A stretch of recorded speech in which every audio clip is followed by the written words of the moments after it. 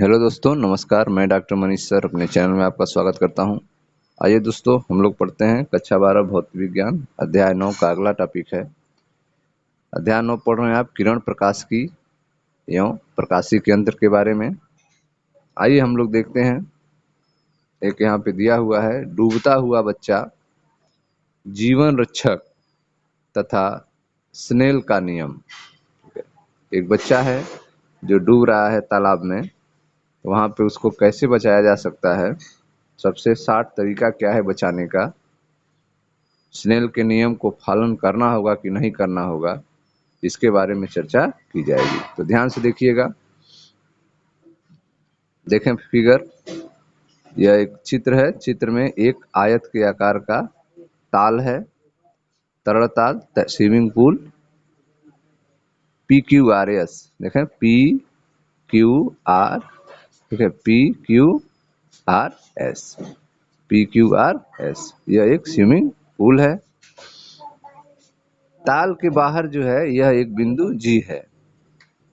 ताल के बाहर बिंदु G पर एक लाइफ गार्ड बैठा हुआ है, जीवन रक्षक बच्चा बैठा हुआ है। जीवन रक्षक है, लाइफ गार्ड है, बच्चों को बचाने वाला व्यक्ति है, गार्ड है जो यहाँ पे G पे बैठा हुआ है। और एक बच्चा जो है यहाँ पे बिंदु C पर, ठीक है, डूब रहा है। ताल के बाहर बिंदु G पर बैठा एक जीवन रक्षक एक बच्चे को बिंदु C पर डूबते हुए देखता है, बिंदु C पर डूबते हुए देखता है। रक्षक बच्चे को कम से कम, रक्षक जो है बच्चे तक कम से कम समय में पहुंचना चाहता है उसको बचाने के लिए। मान लीजिए G तथा C के बीच, G तथा C के बीच ताल का पार्श्व जो है, किनारा जो है, वह है RS। G और C के बीच में ताल का किनारा है SR।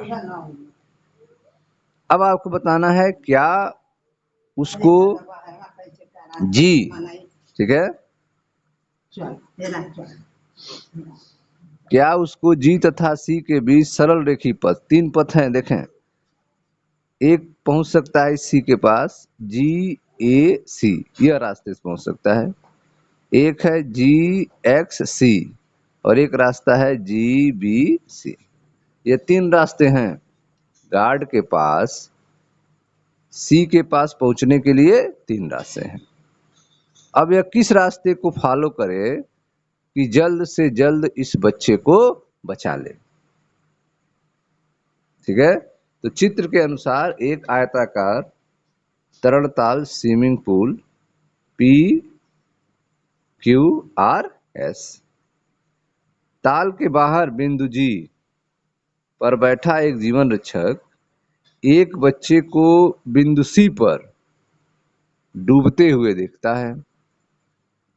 रक्षक जो है बच्चे तक कम से कम समय में पहुंचना चाहता है, ठीक।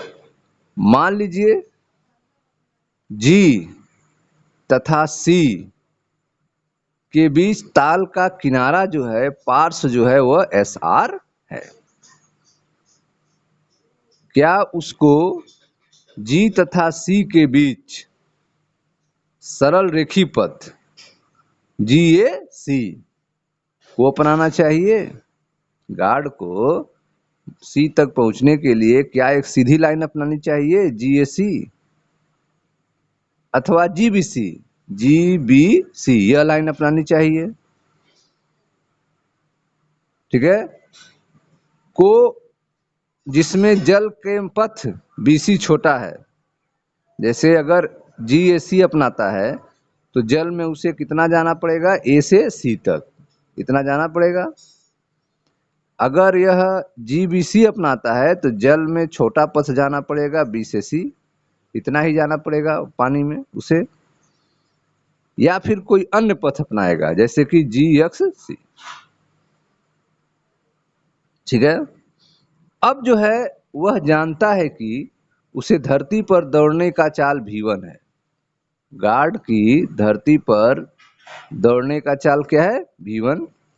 और गार्ड का पानी में तैरने का चाल v2 है। धरती पर दौड़ने का चाल v1 अधिक है तैरने वाले चाल v2 की तुलना में। उसकी धरती पर दौड़ने की चाल v1 उसके तैरने की चाल v2 से अधिक है। मान लीजिए जीवन रक्षक जल में बिंदु x, यहाँ पे जीवन रक्षक जल में बिंदु x पर प्रवेश करता है। मान लीजिए gx, g से x तक L1 है, दूरी कितनी है? L1 है। और x से c तक की दूरी है L2। मान लिया g से x तक की दूरी है L1 और x से c तक की दूरी है L2। तब G से C तक पहुंचने में कितना समय लगेगा उसको?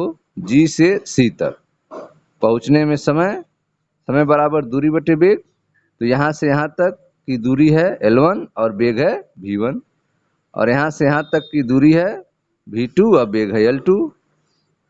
तो L1 बटे v1 यहाँ से यहाँ तक और L2 बटे v2 यहाँ से यहाँ तक। कुल टाइम कितना होगा? दोनों को ऐड कर देंगे। तो G से C तक पहुंचने में लिया गया कुल समय T बराबर L1 बटे v1 प्लस L2 बटे v2 हो जाएगा। ठीक, इस समय को न्यूनतम बनाने के लिए यह जो कुल टाइम आया है यह कम से कम होना चाहिए। इसके लिए क्या करेंगे? इस समय को न्यूनतम बनाने के लिए इसका x निर्देशांक के सापेक्ष अवकलन करना होगा। टाइम को कम करने के लिए, समय को न्यूनतम करने के लिए x के निर्देशांक के सापेक्ष अवकलन करना होगा तथा बिंदु x की उस स्थिति को ज्ञात करना होगा ताकि t का मान न्यूनतम हो। x के उस स्थिति को ज्ञात करना है जिससे टाइम कम से कम लगे। ये समस्त परिकलन करने के लिए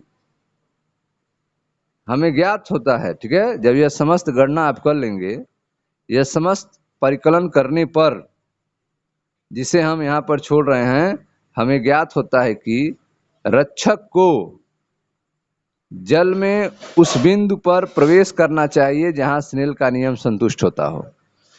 रक्षक को उस बिंदु पर प्रवेश करना चाहिए जहां स्नेल का नियम संतुष्ट होता हो, चाहे A से C तक जाए, X से C तक जाए या B से C तक जाए। ठीक है, मतलब उसे उस बिंदु से इंटर लेना है जहां पर स्नेल के नियम का पालन होता हो, I बराबर R होता हो, उसी रास्ते को उसको पालन करना होगा, तभी जो है समय का मान न्यूनतम होगा। ये समस्त परिकलन करने पर हमें ज्ञात होता है कि रक्षक को जल में उस बिंदु पर प्रवेश करना चाहिए जहां स्नेल का नियम संतुष्ट होता हो। ठीक है, इसे समझने के लिए यस आर, यह जो है इसे समझने के लिए यस आर के बिंदु यस आर के बिंदु x पर एक लंब LM खींचे। यह देखें, एक लंब यहां खींच दिया LM। स्नेल का नियम लगाना है, बिंदु x पर एक लंब LM खींचा और मान ले रहे हैं कोण GXM, यह कोण GXM, यह एंगल है I। कोण GXM बराबर क्या है? I। मान लीजिए कि कोण GXM यह एंगल कितना है? I है, यह एंगल है I। ठीक, और कोण CXL यह एंगल, यह है आपका R।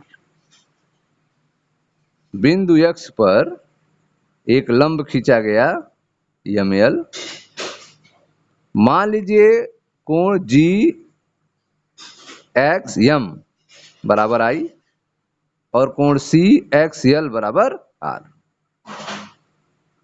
तब हम देख सकते हैं कि टी को न्यूनतम कब होगा, जब साइन आई बटे साइन आर बराबर V1 बटे V2 होगा। टी न्यूनतम कब होगा, जब साइन आई बटे साइन आर बराबर V1 बटे V2।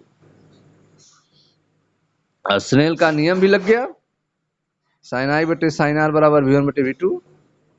प्रकाश के लिए V1 बटे V2 निर्वात में प्रकाश का वेग और माध्यम में प्रकाश के वेग का अनुपात है। V1 बटे V2 प्रकाश के लिए क्या है, निर्वात में प्रकाश का वेग, और V2 है माध्यम में प्रकाश के वेग का अनुपात, जो माध्यम का अपवर्तनांक है, जो किसके बराबर है, माध्यम के अपवर्तनांक n के बराबर।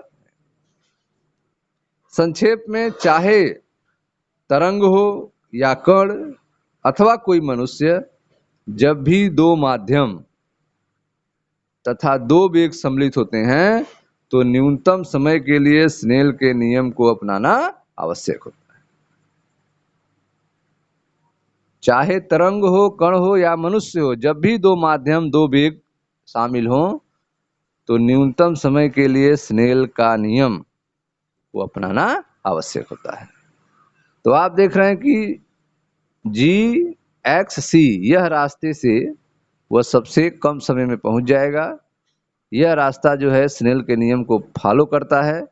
कोण जी एक्स एम बराबर आई, कोण सी एक्स एल बराबर आर, अर्थात साइन आई बटे साइन आर बराबर V1 बटे V2। Thank you.